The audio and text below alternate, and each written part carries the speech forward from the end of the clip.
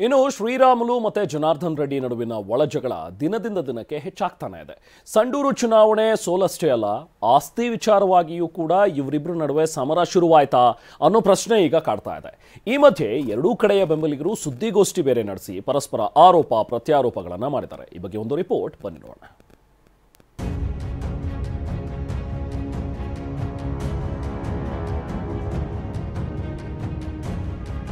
ಶ್ರೀರಾಮುಲು ಜನಾರ್ದನ್ ರೆಡ್ಡಿ ಮಧ್ಯೆ ಎದ್ದಿದೆ ವೈಮನಸ್ಸಿನ ಗೋಡೆ. ನಿರ್ಮಾಣದ ಹಿಂದಿದ್ಯಾ 3 ಎಕರೆ ಆಸ್ತಿ ಜಟಾಪಟಿ.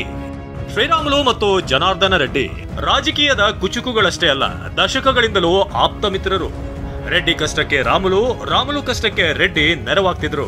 ಮೊನ್ನೆ ಕೋರ್ ಕಮಿಟಿ ಸಭೆಯಲ್ಲಿ ಸಂಡೂರು ಚುನಾವಣೆ ಸೋಲಿನ ವಿಚಾರವಾಗಿ ರೆಡ್ಡಿ ವಿರುದ್ಧ ರಾಮುಲು ರಾಂಗ್ ಆಗಿದ್ರು. ಇದು ರಾಜಕೀಯ ಜಿದ್ದಾಜಿದ್ದಿ ಆದ್ರೆ ಇದರ ಹಿಂದೆ ಆಸ್ತಿ ವಿಚಾರದ ಜಟಾಪಟಿಯೂ ಇದೆಯಾ? ಇಂಥ ಒಂದು ಪ್ರಶ್ನೆ ಎದ್ದಿದೆ. ಆಸ್ತಿ ಕಲಹದಿಂದಲೇ ನಿನ್ನೆ ಗೋಡೆ ನಿರ್ಮಾಣವಾಯ್ತಾ ಅನ್ನೋ ಚರ್ಚೆ ಶುರುವಾಗಿದೆ. ಅದೇನು ಅಂತೀರಾ? ಅದನ್ನೇ ತೋರಿಸ್ತೀವಿ ನೋಡಿ.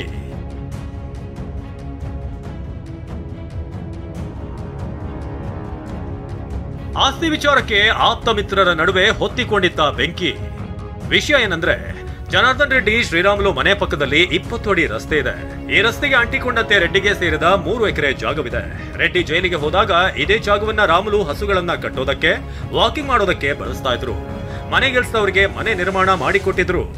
ಆದ್ರೆ ಈ ಜಾಗ ಕಬಳಿಸಲು ಹುನ್ನಾರ ಮಾಡ್ತಿದ್ರಂತೆ. ಈ ವಿಷಯ ತಿಳಿದ ರೆಡ್ಡಿ ತಮ್ಮ ಬೆಂಬಲಿಗರ ಜೊತೆ ಬಂದು ಜಾಗ ಖಾಲಿ ಮಾಡಿಸಿದ್ರು ಎನ್ನಲಾಗಿದೆ. ಇದಾದ ನಂತರ 3 ಎಕರೆ ಜಾಗದ ಗೇಟ್ಗೆ ಬೀಗ ಹಾಕಿಸಿದ್ದಾರೆ. ಇತ್ತ ರಾಮುಲು ವಾಸ್ತು ನೆಪದಲ್ಲಿ ಕಾಂಪೌಂಡ್ ಮುಚ್ಚಿಸಿದ್ರು. ಇದೇ ವಿಚಾರಕ್ಕೆ ಇಬ್ಬರ ನಡುವೆ ವೈಮನಸ್ಸುಂಟಾಗಿದೆ ಎನ್ನಲಾಗಿದ್ದು, ಇವರಿಬ್ಬರ ಒಳಜಗಳ ಸಂಡೂರು ಉಪಚುನಾವಣೆವರೆಗೂ ಬಂದು ನಿಂತಿದೆ ಅಂತ ವಿಶ್ಲೇಷಣೆ ಮಾಡಲಾಗ್ತಿದೆ. ಇವರಿಬ್ಬರ ಮುನಿಸಿನ ಕಾಳಗದಲ್ಲಿ ಬೆಂಬಲಿಗರು ಸಿಡಿದೆದ್ದಿದ್ದು ಒಬ್ಬರ ಬಂಡವಾಳವನ್ನ ಮತ್ತೊಬ್ಬರು ಬಯಲು ಮಾಡಲು ನಿಂತಿದ್ದಾರೆ. ಬಳ್ಳಾರಿಯಲ್ಲಿ ಎರಡೂ ಬಣದ ನಾಯಕರು ಸುದ್ದಿಗೋಷ್ಠಿ ನಡೆಸಿ ಪರಸ್ಪರ ವಾಗ್ದಾಳಿ ನಡೆಸಿದ್ದಾರೆ.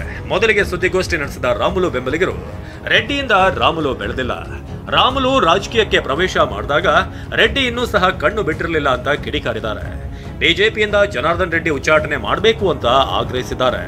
ಜನಾರ್ದನ್ ರೆಡ್ಡಿ ಅವರು ನಿಮ್ಮ ನಾಲಿಗೆ ಮೇಲೆ ಹಿಡಿತ ಇಟ್ಕೊಂಡು ಏನ್ ಮಾಡ್ತಾ ಇದ್ರಿ ಅಂತ ಆಲೋಚನೆ ಮಾಡಿ ಮಾತಾಡಿ. ಅದರ ಜೊತೆಗೆ ರಾಮುಲುರೇ, ಮುಂದಿನ ದಿನದಲ್ಲಿ ನೀವೇನೇ ಆಗ್ಲಿ ವಾಲ್ಮೀಕಿ ಸಮಾಜ ನಿಮ್ಮೊಟ್ಟಿಗೆ ಇರ್ತದೆ, ಯಾರಿಗೂ ಹಂಚೋಕೆ ಅವಶ್ಯಕತೆ ಇಲ್ಲ. ನಿಮ್ಮ ಸ್ವಭಾವ ಏನು, ಜನಾರ್ದನ್ ರೆಡ್ಡಿ ಅದು ಕೀಳು ಮಟ್ಟ ಸ್ವಭಾವ ಏನು ಅಂತ ರಾಜ್ಯಕ್ಕೆ ಗೊತ್ತಿದೆ. ಎಲ್ಲಾ ಪತ್ರಿಕೆಯವರು ಅದ್ರ ಬಗ್ಗೆ ಅರಿವಿದೆ. ರಾಮುಲು ಬೆಂಬಲಿಗರ ಆರೋಪಕ್ಕೆ ರೆಡ್ಡಿ ಬೆಂಬಲಿಗರು ತಿರುಗೇಟು ಕೊಟ್ಟಿದ್ದಾರೆ. ಒಂದು ಬೇರೆ ಡೈರೆಕ್ಷನ್ ಹೋಗ್ತಾ ಇದ್ರು. ಆ ಡೈರೆಕ್ಷನ್ ತಪ್ಪಿಸಿ ನಾನು ಸನ್ಮಾರ್ಗಕ್ಕೆ ಕರ್ಕೊಂಡ್ಬಂದು ಅವ್ರನ್ನ ಮಂತ್ರಿ ಮಟ್ಟವರೆಗೆ ತೊಗೊಂಡೋಗಿದ್ದೇನೆ ಅಂತ ಹೇಳಿದ್ರೆ ವಿನಃ ಎಲ್ಲ ನಾನೇ ಮಾಡಿದೆ ಅಂತ ಎಲ್ಲಿ ಹೇಳಿಲ್ಲ. ಅವೆಲ್ಲ ತಿತ್ತು ಸಂಸ್ಕೃತಿ, ಅದು ಅರ್ಥ ಆಯ್ತಾ?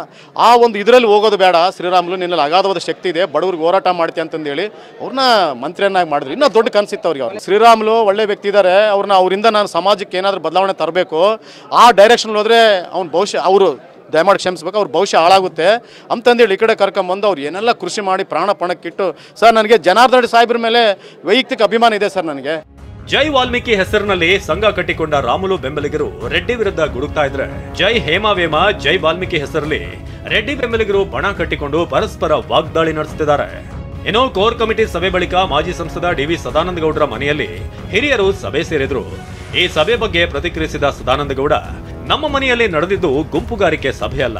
ಕೋರ್ ಕಮಿಟಿ ಚರ್ಚೆಗಳನ್ನ ಹೈಕಮಾಂಡ್ ಗಂಭೀರವಾಗಿ ಪರಿಗಣಿಸಬೇಕು. ಶ್ರೀರಾಮುಲು ನಿಷ್ಠಾವಂತ ನಾಯಕ, ಪಕ್ಷ ಬಿಡಲ್ಲ ಎನ್ನುವ ವಿಶ್ವಾಸವಿದೆ ಎಂದಿದ್ದಾರೆ.